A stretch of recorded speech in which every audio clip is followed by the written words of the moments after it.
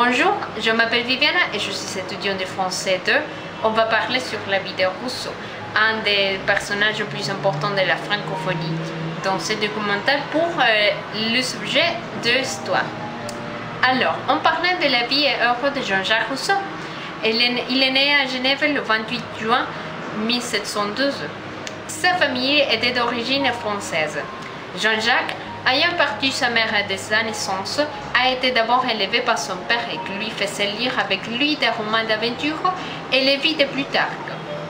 Puis, il le confiait pendant 2 ans à son oncle, M. Bernard, qui l'a mis en pension chez le pasteur Lambertière, à Bossy. L'enfant est revenu à Genève et a été placé comme apprenti chez un graveur.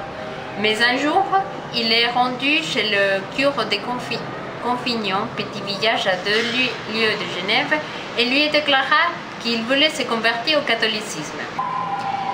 Le curé l'a envoyé à Annecy chez Madame de Rohan.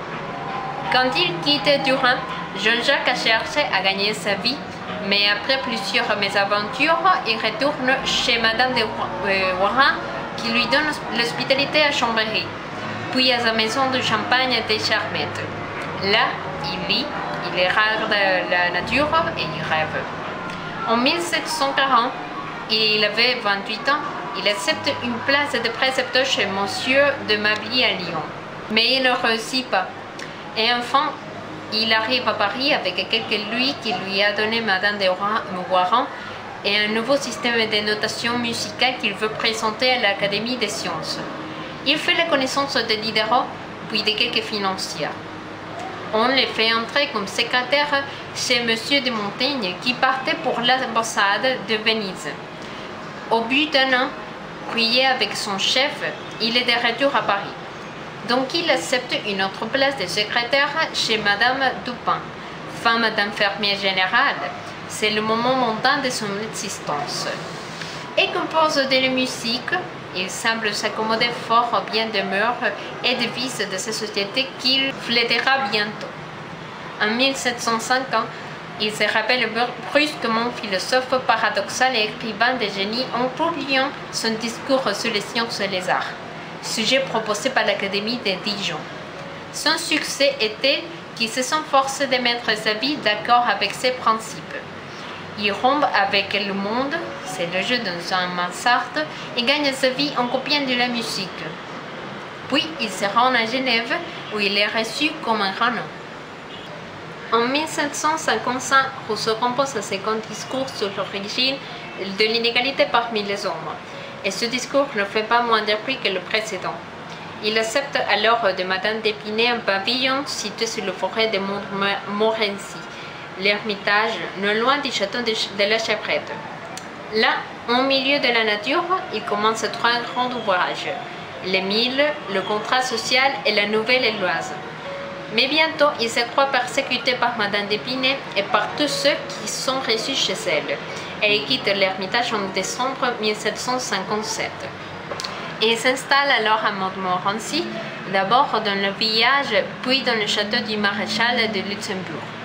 Il y achève la nouvelle Éloise et le contrat social, c'est en 1761.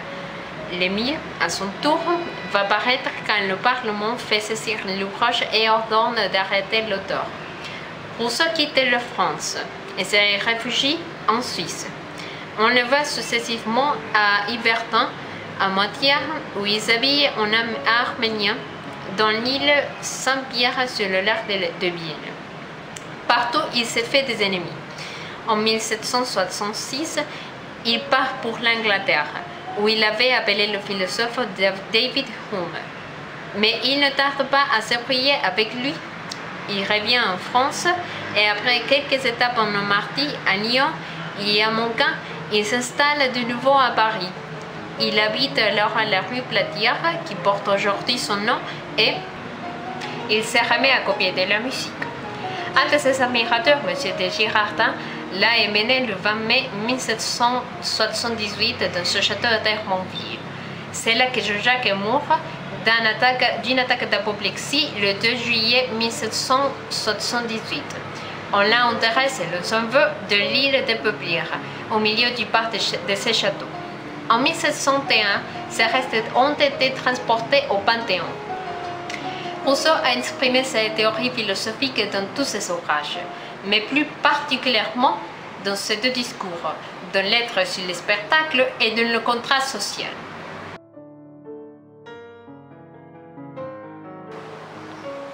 Rousseau a exprimé ses théories philosophiques dans tous ses ouvrages, mais plus particulièrement dans ses deux discours, dans les Lettres sur le spectacle et dans le contrat social. Discours sur les sciences et les arts de 1750.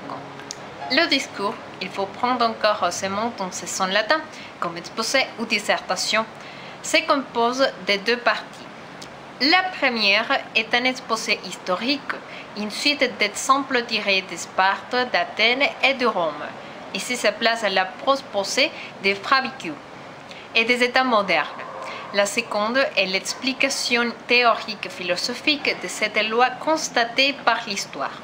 Les lettres et les sciences corrompent les mœurs. Toute science, tout art est né, dit-il, d'un vice correspondant. L'astronomie de la superstition, l'éloquence du mensonge, etc. Les artistes et les savants sont dissuasifs.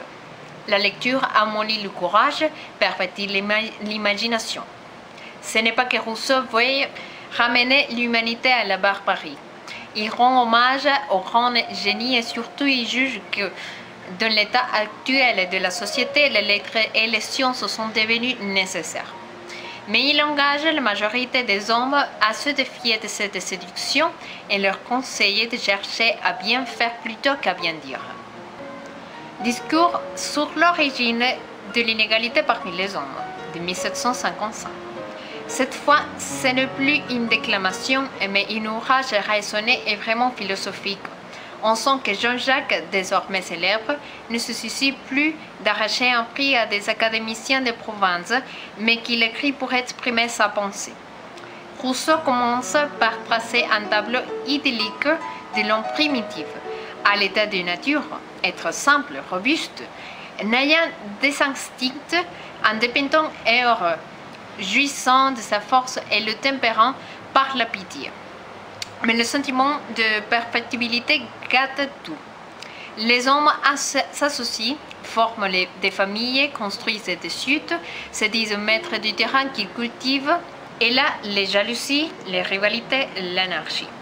Alors, les plus riches, les plus forts, les plus intelligents se liguent contre les pauvres et les faibles. Les inégalités, une fois créées, elles sont consacrées par le temps, par l'usage, par le désir de conserver son bien et son rang. La lettre sur le spectacle, 1758. Cette lettre, qui a plus de 100 pages, est adressée à d'Alembert. Celui-ci venait de publier dans l'encyclopédie l'article Genève, où il félicitait les pasteurs de Genève de ne croire à aucun des dogmes du christianisme, où il demandait qu'on établisse un théâtre à Genève. Depuis Calvin, les représentations dramatiques y étaient interdites. Rousseau argumente brièvement mais énergiquement sur le premier point. Il s'est hâte de passer au second, le théâtre. Là, il soutient cette thèse. Le théâtre n'a de succès qu'au dépend de la morale.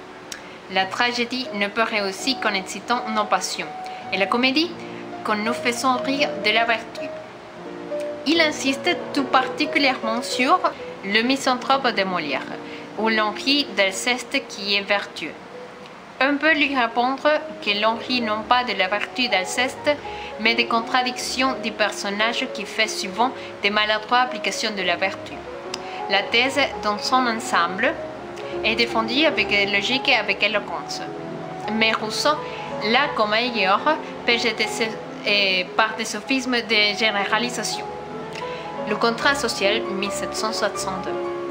Rousseau établit que nul n'a le droit d'aliéner au profit d'un autre sa liberté morale et civique, et condamne donc tout gouvernement monarchique ou aristocratique.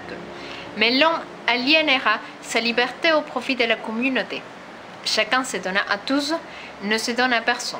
Et comme il n'y a pas un associé sur lequel On acquiert le même droit que sur soi, on gagne l'équivalent de tout ce que l'on perd et plus de force pour conserver ce que l'on a. Ainsi, l'on arrive à la conception d'un pouvoir abstrait et absolu, l'État.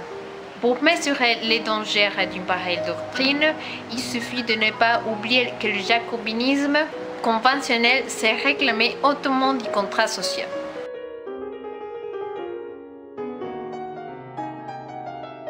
La pédagogie de Rousseau. Le grand ouvrage pédagogique de Rousseau, l'Émile, publié en 1762, est comme le point d'aboutissement des précédents. Rousseau avait en effet soutenu cette doctrine. L'homme est bon par nature, la civilisation le corrompt. Mais comment guérir de son mal une société si profondément atteinte? C'est à la base qu'il faut reprendre l'œuvre par l'éducation des enfants. L'Émile se compose de 5 livres. Le premier. L'enfant vient de naître, à sa mère de le nourrir elle-même. Elle doit lui laisser autant que possible le libre usage de ses membres et ne pas les méioter. Déjà, le précepteur surveille les premières impressions de l'enfant et veille à ce que la famille ou les serviteurs ne lui donnent pas de mauvaises habitudes. Le deuxième livre. Le précepteur s'est emparé d'Émile, âgé de 5 ans. Il les mène à la campagne, loin de la société, car son rôle sera surtout négatif et consistera à laisser agir la nature, qui est bon en soi, en préservant l'enfant de toute influence extérieure. Pas d'ordre, pas de punition, seulement des leçons d'expérience. Point de lecture, surtout pas des fables de La Fontaine, mais des leçons de choses pour apprendre un peu de géographie, d'histoire et de géométrie. Ne pas négliger l'éducation du son, c'est de la vue, de lui, des exercices physiques pour endurcir le corps. À 12 ans, Émile est un bel animal. Le troisième livre. Arrivons à l'éducation de l'intelligence. Émile sait lire, mais on ne lui permet que Robinson Crusoe et l'évite plus tard. On continue les leçons de choses avec plus de développement. L'astronomie s'apprend par l'observation et par l'expérience. Mais il faut aussi qu'Émile soit en mesure de gagner lui-même sa vie si la fortune venait à lui manquer. Aussi apprend-il un métier, celui de menuisier. Le quatrième livre. Émile a 16 ans. C'est le tour de l'éducation morale. On ne lui a pas encore parlé de religion, mais un jour, l'élevé et le maître se rencontrent au sommet d'une montagne avec le vicaire savoyard, et celui-ci leur expose sa profession de foi. C'est une religion naturelle qui se rapproche beaucoup du christianisme. Ces morceaux éloquents fait contraste avec le persiflage anti-religieux de Voltaire et des philosophes. Il a eu une grande influence avant Chateaubriand sur les âmes éprises d'idéal. Émile peut désormais affronter la société. Rousseau trace à son intention un plan de vie pour un homme riche. Et finalement, le cinquième livre. Émile se marie avec Sophie, jeune fille élevée, elle aussi dans le système de Rousseau. Le précepteur reste dans la maison pour l'éducation des enfants qui naîtront de ce mariage. Cette rapide analyse suffit à montrer les forts et les faibles du système. Rousseau a raison de protester contre l'abus de la contrainte dans l'éducation morale et de la mémoire livresque de l'instruction. Il est d'accord avec Rabelais et avec Montaigne sur la nécessité de l'expérience, de la conversation, de liaison des choses, des exercices physiques, etc. Mais il a tort de croire que le précepteur sera ainsi maître absolu d'une jeune âme et surtout d'affirmer que cette âme d'enfant ne peut avoir que de bons instincts qu'il suffit de préserver et d'amener à leur maturité naturelle. Là est l'utopie. La vertu s'apprend. C'est la faiblesse de l'homme de ne pas la suivre d'instinct. C'est son honneur d'être propre à la goûter et de mettre sa grandeur à la pratique.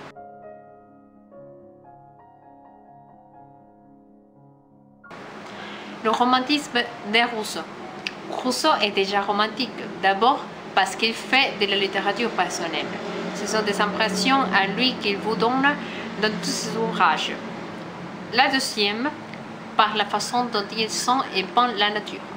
Troisième, par son sentiment religieux. Et finalement, par l'exaltation et la couleur de ses descriptions.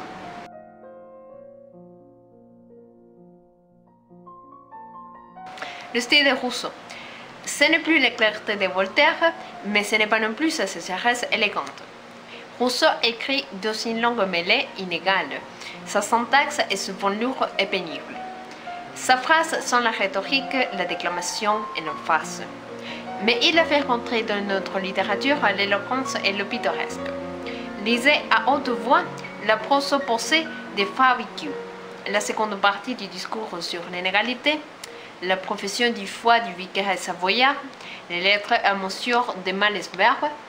Et quelle harmonie, quelle ampleur, quelle rime! Lisez les promenades sur le lac, Nouvelle-Héloïse, les vendages à Clarence, le lever du soleil, Émile, les voyages à pied, d'Émile aussi, et le plan de vie pour un homme riche, d'Émile finalement aussi, et surtout, les confessions, le séjour aux Charmettes, les promenades dans la forêt de Montmorency, la description de l'île de Bienne, quel charme et quelle vérité! Quelle vérité de la couleur! Quelle fraîcheur et quel son du mystère! Rousseau nous a rendu une âme pour sentir et des yeux pour voir. Ainsi, novateur en politique, réformateur en pédagogie, inventeur de la littérature personnelle, ou le moins s'étale et exaspère, profondément religieux, sentimental et éloquent pittoresque, Rousseau devait exercer une influence durable. Il est vraiment notre ancêtre. Et Goethe avait raison de dire, avec Voltaire, c'est un monde qui finit. Avec Rousseau, c'est un monde qui commence.